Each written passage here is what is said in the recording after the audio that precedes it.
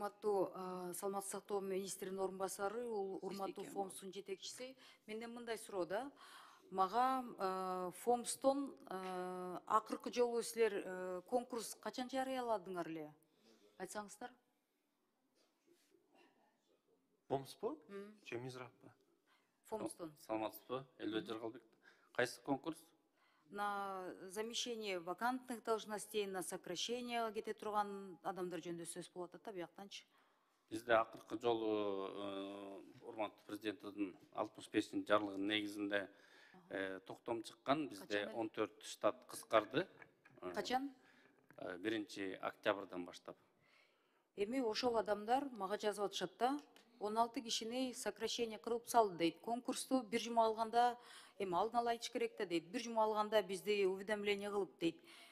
ГИКке тургандарыбыздын баары сырып кеттик дейт. Кеп кеткендин көпчүлүгү жаштар кетип калдык дейт да, ошо айткандарынан.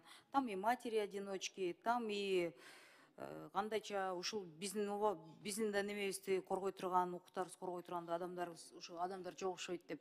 Мен ушу суранат элем да. Конкурс жарыялаганда алдын ала иштеген адамдар билиш керек. Анан азыркы заман жеңил заман эмес да. Кыйын заманда деген ал адамдар эмне болду, каяка болду, анан конкурс аталгандан кийин Минздравка кетесиңер дегенде сөздөр болуп турду ортодочу. Не разбрасывайтесь кадрами. У вас, во-первых, такая оор система, взрастить тяжело специалистов. Азыр кадр маселеси аябай орчундуу деп президентибиз эле айтпады беле? Тяжело специалистов найти, профессионалов, а вот так разбрасываться и потом людей за бортом выкидывать.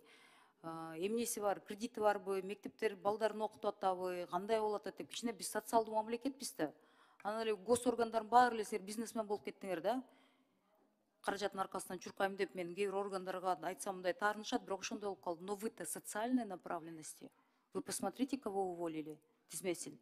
Эми мен жеке мындай бирде ишкерликтин ички кадр маселесинде мына канча жыл жүрөм, аралашпайм.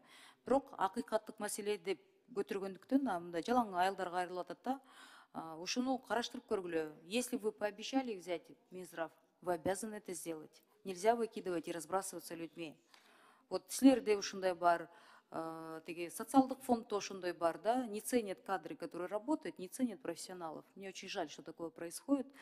Вот, и я вас хочу попросить, да, ушул адамдар деген кайрылып, бул адамдар деген мага ошол убакта жазганда, мен да айттым да, расмий түрдө ушундай укуктар тебеленсе, бүгүнкү күндө сотко кайрылсаңар болот. Бүгүнкү күндө эми, ну, хотите, вот давайте вот ушундай кылып десем, адамдар коркот да. Сиз билесиздер, системада иштеген адамдар катары бирде адам ачыкка чыгып алып туруп, ызы чуу салып не өчпөйт.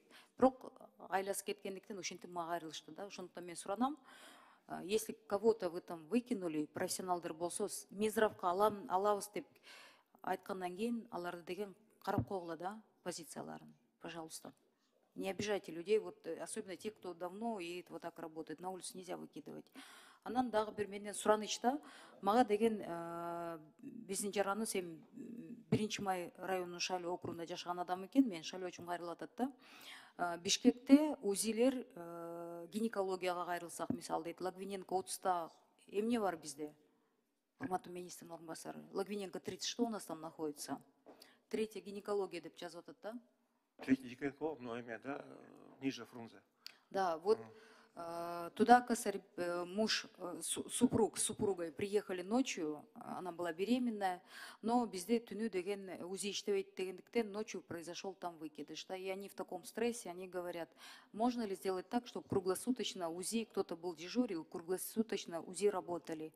Вот они мне это вот, ну, тоже обратились и написали, и попросили, ушул боюнча bizde мисалы выкидыш болуп калды деп аябай кейип атышат да, жаштар экен да. Поэтому можно ли вот такие вещи как-то отрегулировать? Да, видите ли, у нас вообще это по родильным домам ежедневные дежурства, определенный роддом ночью.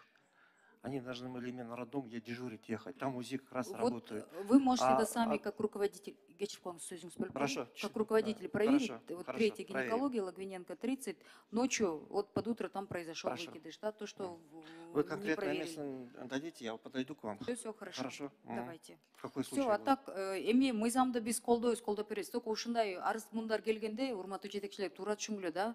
Сиздердин системанын ичинде болуп жаткан нерсе баары бери депутаттарга чейин жетет да. ошону көзөмөлгө алыңыздар деп мен суранам да. Рахмат.